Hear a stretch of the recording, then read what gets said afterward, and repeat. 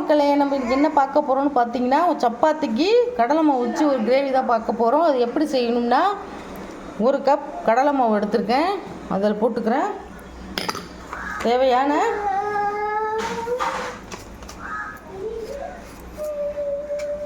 உப்பு போட்டுக்கலாம். இங்கே பாருங்கள், ஒரு அரை டீஸ்பூன் சில்லி பவுடர் போட்டுக்கலாம். மஞ்சள் தூள் போட்டுக்கலாம்.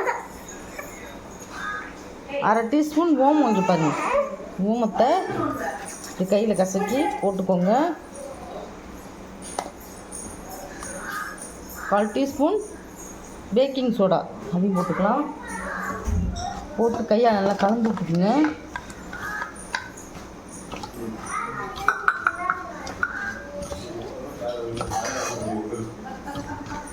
இது இப்போது கலந்தாச்சு, நல்லா கலந்து விட்டுக்கோங்க. இப்போ பாருங்கள், தேவையான தண்ணி தோசை மாவு அளவு அந்த பதத்துக்கு நம்ம கரைச்சிக்கணும். ஒரு அரை டீஸ்பூன் சர்க்கரை, வெள்ளை சர்க்கரை போட்டுக்கணும். இன்னும் தண்ணி ஊற்றிக்கலாம்.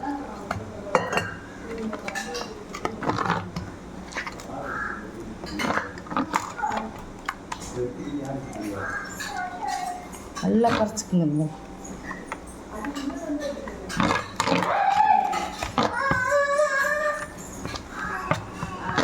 ரொம்ப தண்ணி ஊற்றிடாதீங்க, இந்த பதத்துக்கு தான் கரைக்கணும். இதை வச்சு தான் நம்ம ஒரு டிஷ்ஷு செய்ய போகிறோம். சூப்பராக இருக்கும். இப்போ பாருங்கள்,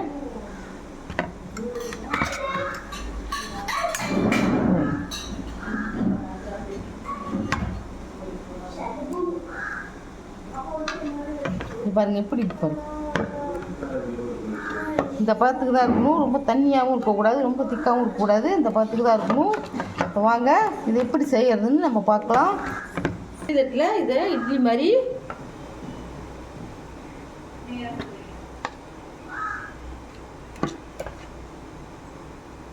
இது ரொம்ப ஈஸியான மெத்தட்.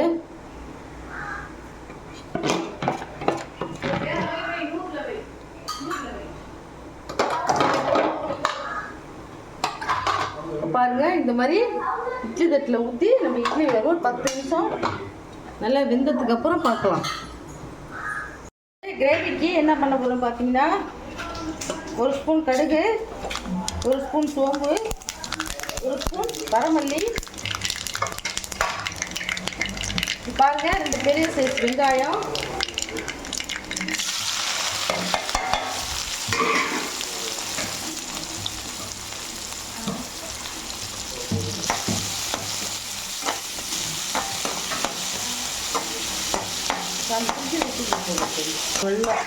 கொஞ்சமாக வச்சிக்கணும்.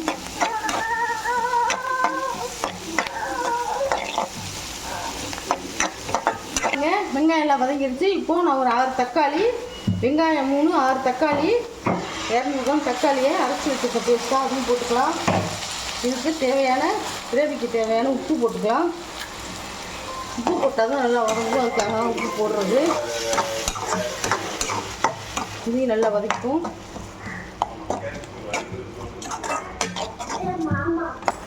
இங்கே பாருங்கள், நல்லா வெங்காயம் தக்காளியெல்லாம் மேஷ் ஆகிடுச்சு. இதில் நான் வந்து 1 ஸ்பூன் இஞ்சி பூண்டு பேஸ்ட்டு போட்டு வதக்கிக்கிறேன். நல்லா பச்சை வாசனை போகிற மாதிரி வதக்கிக்கோங்க. இப்போ இந்த ஸ்டேஜில் 1 ஸ்பூன் மஞ்சள் தூள்,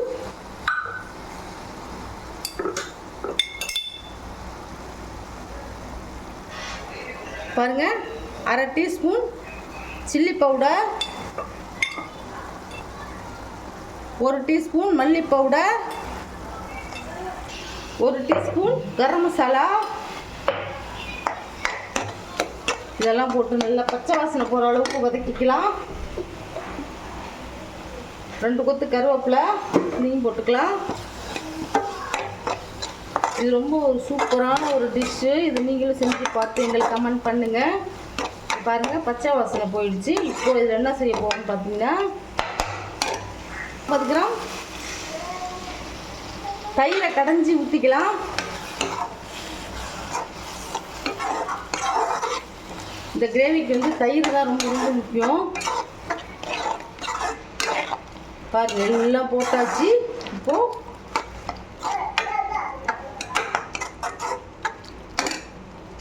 இப்போ பாருங்க ஒரு 1/2 டம்ளர் தண்ணி ஊற்றிக்கலாம்.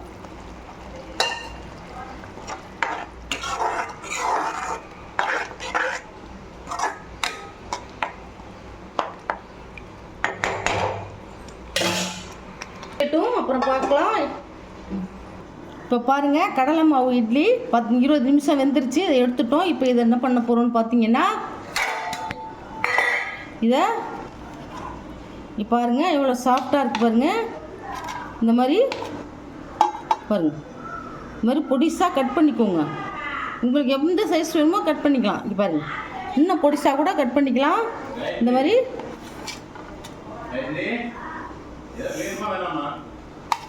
நல்லா ஆறணுன்னு எடுத்துக்கோங்க. இப்போ சுடுது. இது ரொம்ப ஒரு டேஸ்டியான இது கிரேவி. சப்பாத்தியோடு சாப்பிடும்போது அருமையாக இருக்கும். இங்கே பாருங்கள் போங்க. இப்போ பாருங்கள் இப்போ கிரேவி ரெடி ஆகிடுச்சு. இப்போ பாருங்கள் கிரேவி நல்லா ரெடி ஆகிடுச்சு. இப்போ பாருங்கள் நம்ம இந்த கடலை மாவு இட்லியை இதில் போடுறோம்.